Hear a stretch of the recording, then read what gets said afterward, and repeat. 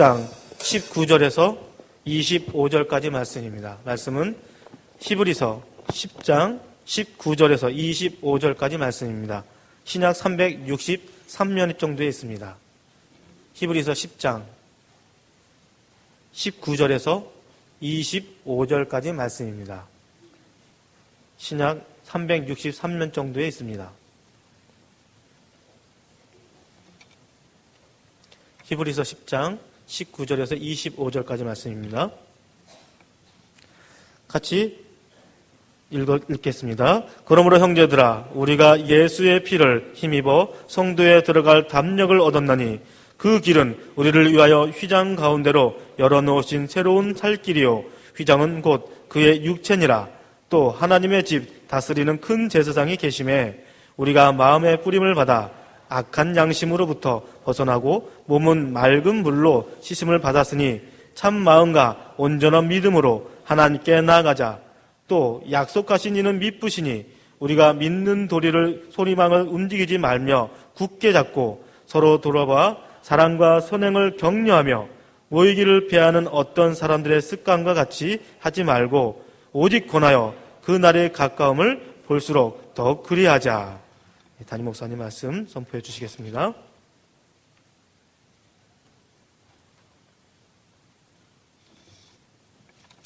우리 옆에 사람들 한 번 더 인사하도록 하겠습니다. 성도님은 사랑받기 위해 태어나신 분입니다.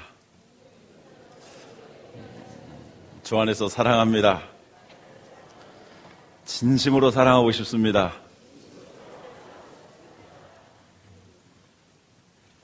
혹시 부부 사이에 그 말씀하기 어려운 분은 없으시죠? 지난주에 이어서 교회는 교회는 그 사귐의 공동체라는 사실을 말씀 전하고자 합니다. 지난주에 하나님과의 사귐에 대해서 말씀을 했습니다. 우리 인간은 혼자 살 수 없는 사회적인 실존입니다. 왜 그렇습니까? 지난주의 말씀을 다시 한번 잠깐 정리해 보면 하나님께서 성부, 성자, 성령으로 인격적으로 계시며 또 서로 교제하는 이런 사회적인 공동체적인 존재이시기 때문입니다. 그 하나님께서 우리의 형상대로 사람을 만들자 하셨습니다. 그래서 남자와 여자로 만드셨습니다. 남자와 여자가 결혼을 통해서 하나가 되게 하여 주셨고 또 그 가운데서 모든 인류가 번성하게 되었습니다. 따라서 모든 인류는 하나님이 창조하신 한 혈통 가운데 있는 자들이요 다 형제들일 수밖에 없습니다. 그런데 사탄이 개입하고 또 죄가 들어와서 부부의 관계를 깨뜨렸습니다. 아담과 하와가 자녀를 낳았는데 형제 간에 또한 갈등이 빚어졌습니다. 형이 의로운 동생 아벨을 쳐 죽인 것입니다. 불행하게도 인류 역사 가운데 이러한 분열, 분쟁, 나눠짐의 역사는 계속되고 있습니다. 그런데 하나님께서 예수 그리스도를 보내주시고 예수 그리스도를 통해서 우리의 죄를 사하여 주시고 죄 사함 받은 사람들이 이제 하나님의 자녀들이 되고 성령 안에서 하나가 될 수 있도록 하였습니다. 이제 구원받은 사람들 하나님께서 이 아름다운 교제를 이루어가도록 하시기 위해서 교회를 세우셨습니다. 교회는 예수 그리스도를 구주로 믿는 하나님의 자녀들의 공동체입니다. 영적인 하나님의 가족인 것입니다. 따라서 하나님의 교회에 속한 사람들은 이제 두 가지 차원의 교제를 해야 합니다. 하나는 하나님과의 직접적인 교제, 하나님과의 수직적인 교제입니다. 그러나 또한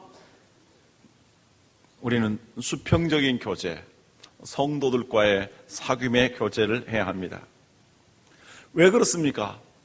바로 그렇게 해야만이 건강하고 건전한 신앙생활을 유지할 수 있기 때문입니다. 예수 그리스도의 십자가는 하나님과 원수되었던 우리들을 우리의 모든 죄를 사하여 주심으로 말미암아 하나님과 화목하게 하신 바로 하나님의 능력입니다.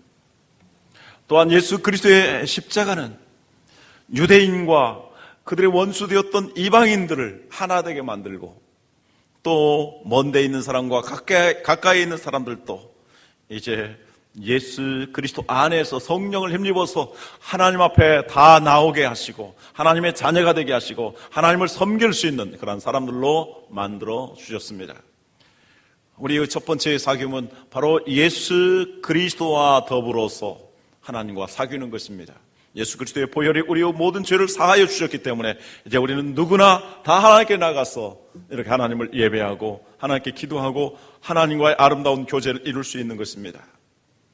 또한 동시에 우리는 성도들과의 아름다운 교제를 이루어 나가야 됩니다. 오늘 그 말씀을 생각하고자 합니다. 왜 우리는 성도의 교제에 참여해야 하는 것입니까? 그리고 또 어떠한 교제를 해야 하는 것이겠습니까? 네 가지로 생각해 보고자 합니다. 첫째, 우리는 하나님의 가족이기 때문에 서로 교제해야 합니다. 예수님을 믿음으로 구원받은 사람들은 하나님의 자녀들이요, 하나님의 자녀들이라는 이런 공통 분모 안에서 우리는 다 하나님의 가족들입니다. 가족은 함께 살아야 합니다. 먹고, 이야기하고, 잠자고, 일하고, 그렇게 삶을 나누는데, 사랑을 나누는 데가 바로 가족입니다. 그러므로 영적인 가족인 하나님의 자녀들이 서로 모여서 교제하는 것은 아주 당연한 일입니다. 성경에 이렇게 말씀합니다. 요한일서 4장 10절에서 12절 말씀. 사랑은 여기 있으니 우리가 하나님을 사랑한 것이 아니요 하나님이 우리를 사랑하사 우리 죄를 속하기 위하여 화목제물로 그 아들을 보내셨습니다. 사랑하는 자들아, 하나님이 이같이 우리를 사랑하셨은즉 우리도 서로 사랑하는 것이 마땅하도다. 어느 때나 하나님을 본 사람이 없으되 만일 우리가 서로 사랑하면 하나님이 우리 안에 거하시고 그의 사랑이 우리 안에 온전히 이루어지느니라. 하나님이 우리를 사랑하셨기 때문에 하나님의 사랑을 받은 사람들은 서로 사랑하는 것이 마땅하도다. 이렇게 사랑을 이룰 때에 하나님의 사랑이 우리 안에 거하시고 이 하나님의 사랑이 온전하여진다라고 말씀합니다. 우리의 신앙의 성숙도 이러한 하나님의 백성들 사이에 아름다운 사랑의 교제를 통해서 이루어져 간다라는 말씀입니다. 그런데 불행하고도 유감스럽게도 한 지붕 안에 살면서 서로 등 돌리며 살아가는 사람이 있을 수 있는 것처럼 하나님의 교회 안에서도 만약 그렇게 살아가게 된다면 얼마나 안타까운 일이겠습니까? 고립된 신앙인은 정상적이지 못합니다. 고립된 신앙생활을 하는 사람들은 정말 건강하게 신앙이 성장해 나가기 어렵습니다. 그래서 성경 우리에게 말씀하고 있습니다. 다 같이 들어가겠습니다. 요한일서 4장 19절에서 21절 말씀. 우리가 사랑하면 그가 먼저 우리를 사랑하셨습니다. 같이 읽으세요. 누구든지 하나님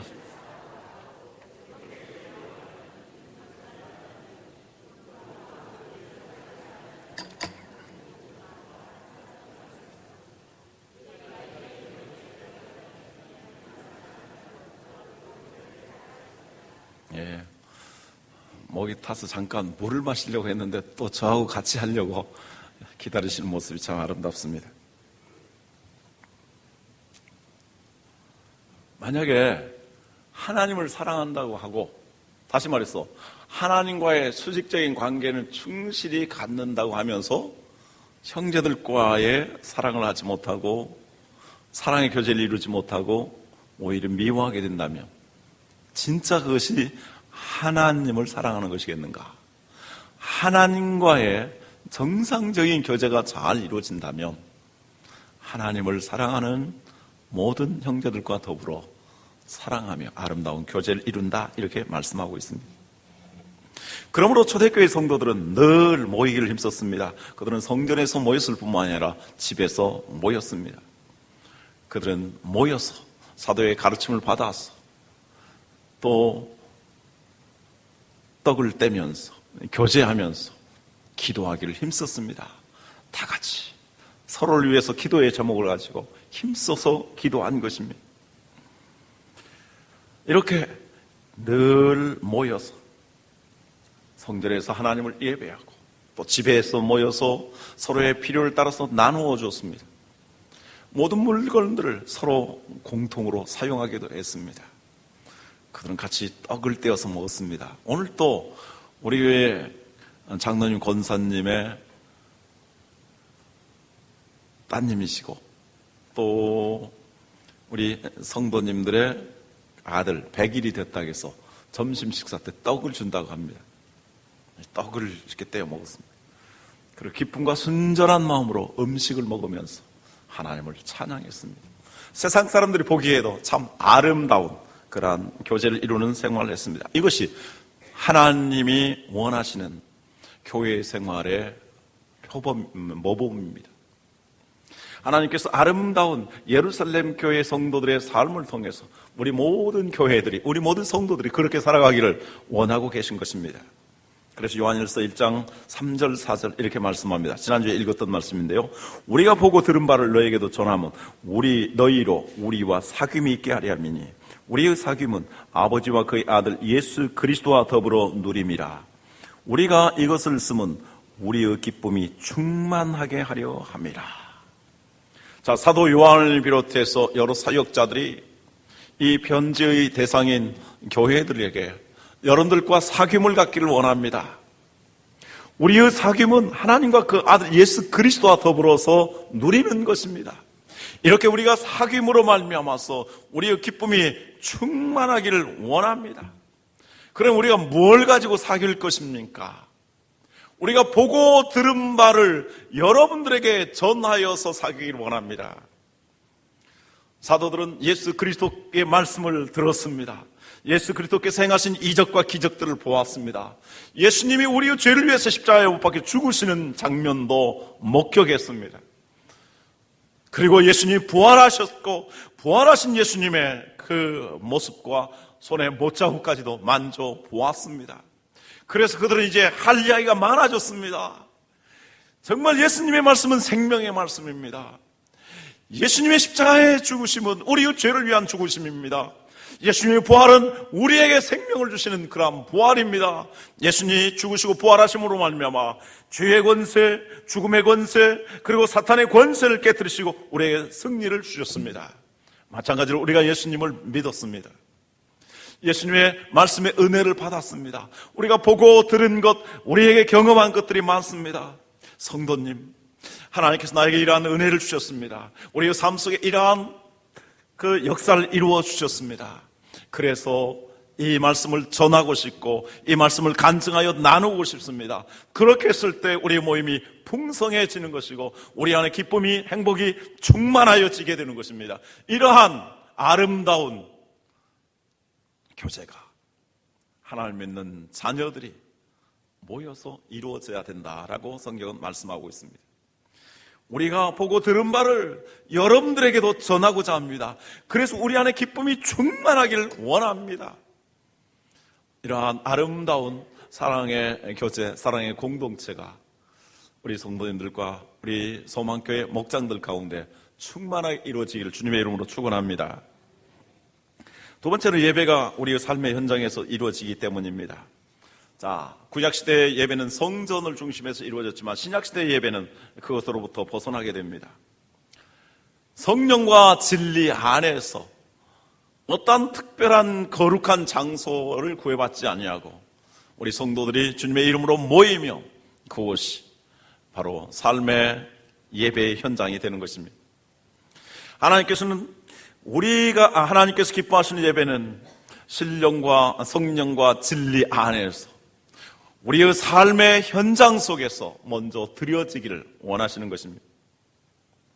히브리서 9장 10장 19절에서 20절 말씀합니다. 그러므로 형제들아 우리가 예수의 피를 힘입어 성소에 들어갈 담력을 얻었나니 그 길은 우리를 위하여 휘장 가운데로 열어놓으신 새로운 살 길이요 휘장은 곧 그의 육체니라.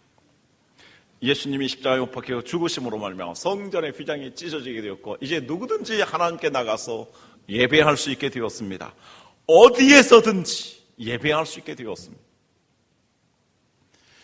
로마서 12장 1절 2절 말씀합니다. 같이 읽도록 하죠. 그러므로 형제들아 내가 하나님의 모든 자비하심으로 너희를 권하노니 너희 몸을 하나님이 기뻐하시는 거룩한 산 제물로 드리라.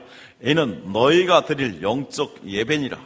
너희는 이 세대를 본받지 말고 오직 마음을 새롭게 함으로 변화를 받아 하나님의 선하시고 기뻐하시고 온전하신 뜻이 무엇인지 분별하도록 하라. 영적 예배, 신령한 예배는 어떤 예배입니까? 우리의 몸을, 다시 말해서 우리의 삶을, 우리의 삶의 현장 속에서 드려지는 예배라고 말씀하고 있습니다.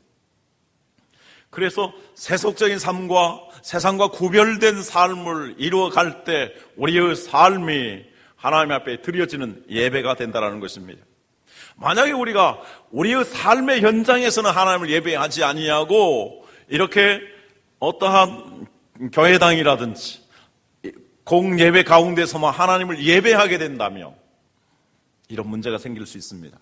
신앙과 생활이 분리되고 그래서 우리의 신앙이 형식적이고 또 이중적일 수 있습니다. 우리의 삶에는 하나님을 예배하지 못하고 이렇게만 예배하게 된다면 그렇게 된다는 것입니다. 그래서 초대교회 성도들이 집에서 모이고 성전에서 모이고 집에서 모였었는데 집에서 모이는 것과 성전에서 모이는 것이 전혀 차이가 없었고 또 균형을 이루었습니다. 한 말씀을 확인하도록 하죠. 사도행전 5장 42절 말씀 같이 읽습니다. 그들이 날마다 성전에 있든지 집에 있든지 예수는 그리스도라고 가르치기와 전도하기를 그치지 아니하니라. 사도행전 20장 20절 말씀 같이 읽습니다. 유익한 것은 무엇이든지 공중 앞에서나 각 집에서나 거리낌이 없이 여러분들에게 전하여 가르치고, 집에 있든지 성전에 있든지 집에서나 성전에서나 가르치고 전하기를, 전하고 가르치기를 같이 했다는 것입니다. 그래서 하나님은 우리의 삶의 현장 속에서, 가정 또는 직장, 일터 속에서 바로 우리 성도들이 모여서 그곳에서 하나님을 예배하기를, 또 아름다운 교제를 이루기를 기뻐하시는 것입니다. 1773년 영국 웨인스 게이트라는 시골 소도시에서 시를 쓰며 여러 가지 저술 활동을 하면서 근근히 생계를 이어가던 바로 존 포셋이라는 목사님이 계십니다. 아주 시골이었기 때문에 성도들의 생활을 통해서 생활비를 충당하기 어려워서 그와 같은 일을 하면서 목회 활동을 하신 것입니다. 이분이 여기에서 44년 동안 목회를 했습니다. 그분의 시가 알려지고 그분이 이제 유명해지면서 도시의 큰 교회에서 그분을 목회자로 초청했습니다. 그래서 이제 44년 동안 정들었던 교회에 하직 인사를 하고 이제 마차에 이삿짐을 싣고 떠나려고 합니다. 성도들은 나와서 차마 말을 할 수가 없습니다. 정드셨던 목사님이시지만 시골에서 계시기에 너무나 아까운 분이시기 때문에, 큰 교회에서 초청하셨기 때문에 말은 하지 못하고 눈물을 적시면서 옵니다. 그 모습을 지켜본 그의 부인 메리 포셋 사모님이 더 이상 서 있지 못하고 땅에 주저앉았습니다. 그래서 통곡하며 울기 시작했습니다. 그래 목사님에게 찾아서 말합니다. 여보, 나는 못 떠나겠습니다. 정말 이렇게 사랑하는 형제들이 있는데 어떻게 여기를 떠날 수 있겠습니까?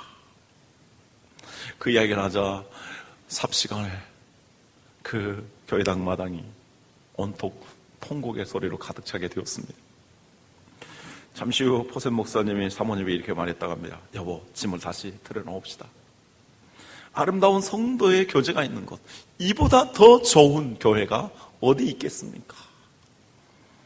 그래서 마칠 때까지 거기에 계셨다라고 말합니다. 그런데 그분은 이제 짐을 들여놓고 책상 앞에 들어가서 기도를 했습니다. 그때 시상이 탁 떠올랐습니다. 그래서 쓴 시가 바로 찬송가 221장의 가사입니다. 주 믿는 형제들 사랑의 사귐은 천국의 교제 같으니 참 좋은 진교라. 2절 다 같이 하죠.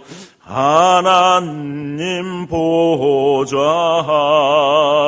한 기도 드리니 우리의 믿음 소망이 주 안에 하나라.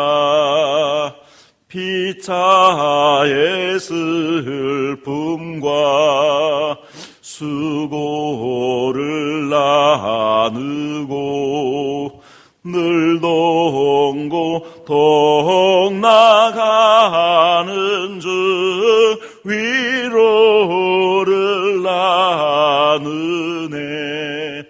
교회는 어떤 곳입니까? 정말 아름다운 교회는 삶의 수고와 슬픔을 함께 나누며 동고동락하며 서로를 위로하고 격려하는 그런 교제가 있는 공동체입니다. 정말 이러한 교회, 이러한 교제가 이루어지는 우리 성도들, 우리 교회가 되기를 원합니다. 세 번째, 신실한 그리스도인들은 모두 영적인 제사장이기 때문입니다. 성경 우리에게 말씀합니다. 우리 모든 그리스도인들은 왕 같은 제사장들이다. 그런데 이 사실을 모른 채 우리가 신앙생활을 하게 되면 피동적이기 쉽습니다. 예배를 해도 주체가 아니라 객체가 됩니다. 우리가 교회 신앙생활을 해도 주체가 되지 못하고 적극적이지 못하고 수동적이며 비동적이며 객체가 되기 쉬운 것입니다. 제가 목자들 모임 가운데서 종종 그 이야기를 합니다만, 그러한 교회의 모습에 대해서 이렇게 비유를 하고 있습니다. 마치 이러한 교회는 축구장에서 경기하고 있는 모습과 같다. 한 사람의 감독이 있습니다. 물론 그를 돕는 코치들이 있을 것입니다. 자, 그 한 사람의 감독은 아마 담임 목사이겠죠. 그리고 돕는 코치들은 부교육자들이겠죠. 그리고 11명의 선수들이 열심히 뜁니다. 교회에서 장로님들이라든지 주축으로 봉사하고 있는 사람들일 것입니다. 그리고 수만 명의 사람들은 그걸 구경하고 있습니다. 잘하면 박수치고 잘못하면 화를 내고.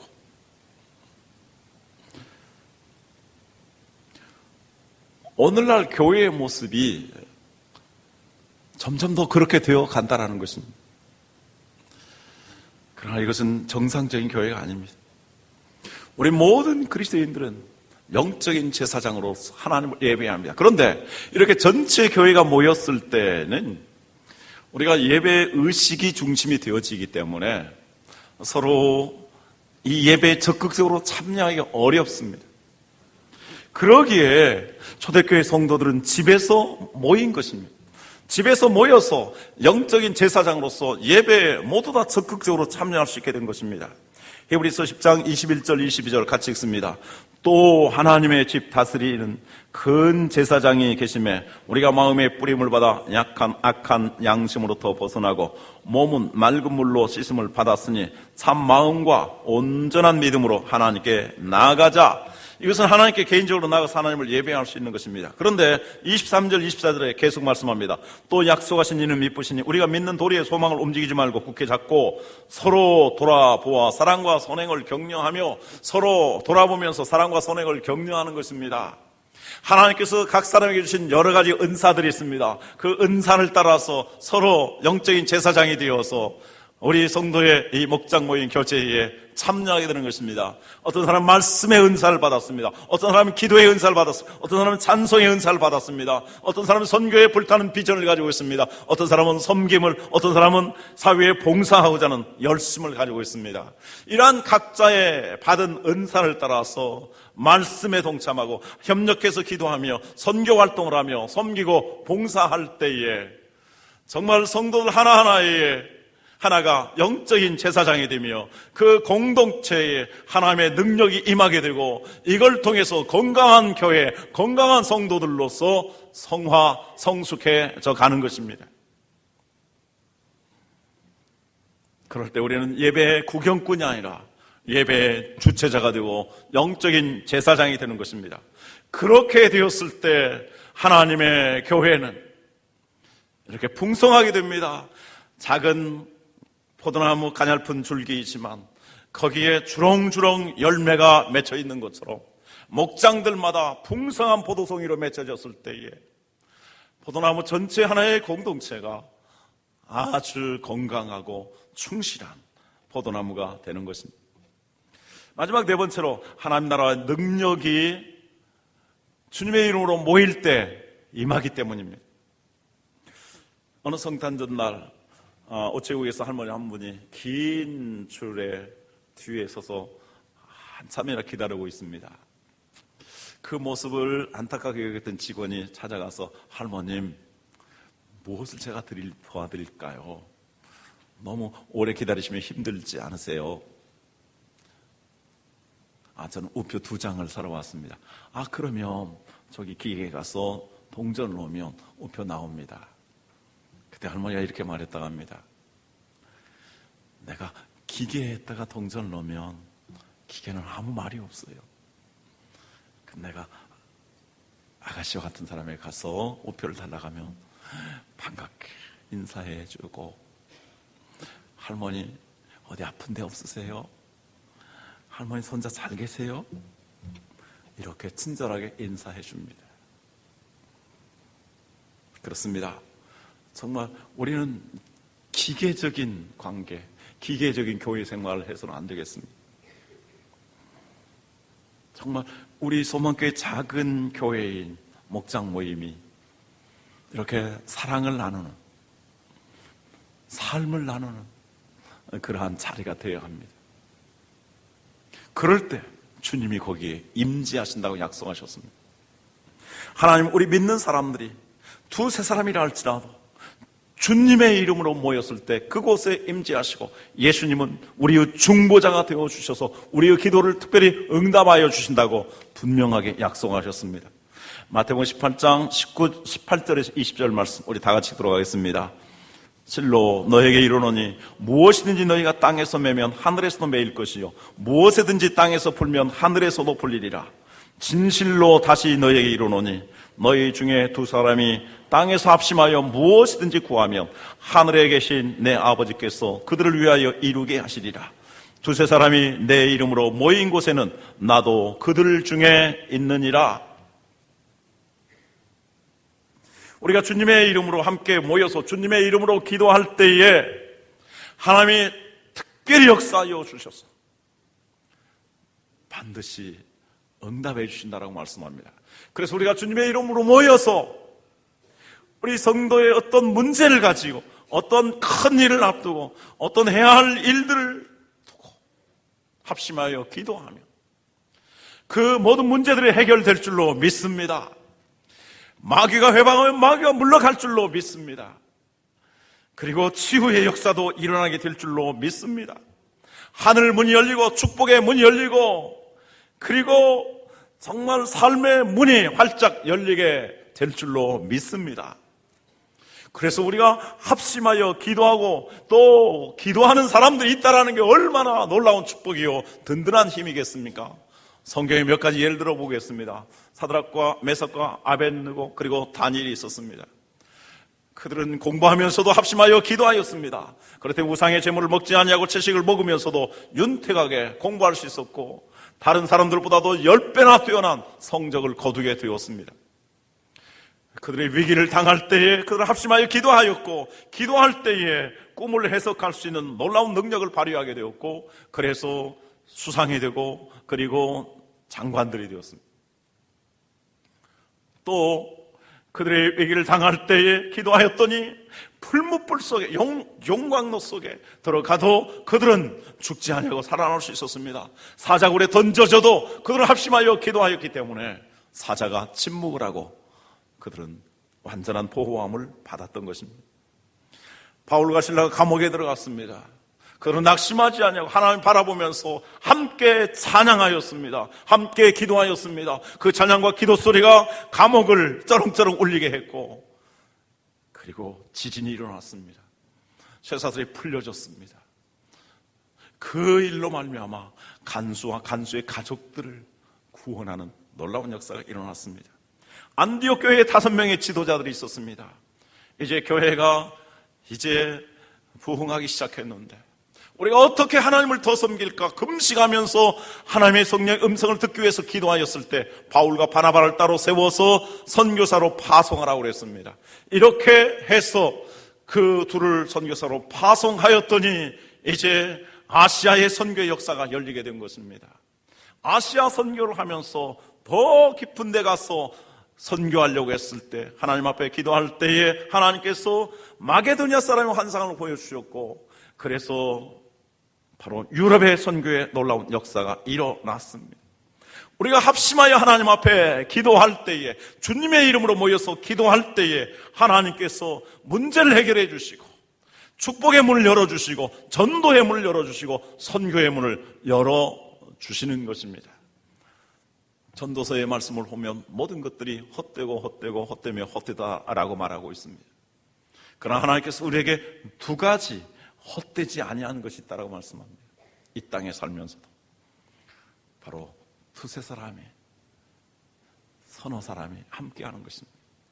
한 사람이 살면 따뜻하지 못하고 한 사람이 살면 패할 것이며, 성도 한 사람이 믿음 생활하다가 쓰러졌는데도 일으켜줄 사람이 없으면 그 사람은 화를 맞게 된다. 그러나 2사람이 지내면 따뜻하고 2사람이 협력하면 협력해서 일하면 상을 받게 되고, 삼겹줄로 우리가 묶였으며 그 누구도 끊을 수 없이 든든하고 승리하게 된다라고 말씀하고 있습니다. 우리는 전체 교회의 공동체로서 하나님을 예배하는 하나의 공동체로서의 삼겹줄의 하나, 우리는 목장 모임을 통해서 서로 기도하고 서로 협력하는 공동체로서의 하나, 그리고 우리의 삶을 나누는 이러한 삶의 공동체로서 하나가 되었을 때 우리는 이러한 교제의 삼겹줄을 통해서 우리가 넘어져도 일어날 수 있고, 우리가 이 세상의 그 무엇에 대해서 승리할 수 있고, 우리 교회가 건강한 교회, 우리 성도들이 정말 성숙한 성도들이 될 줄로 믿습니다. 하나님은 우리와 늘 함께 하십니다. 우리가 모일 때 함께 하십니다. 모임의 교제를 통해서 주님은 특별하게 역사하시는 것입니다.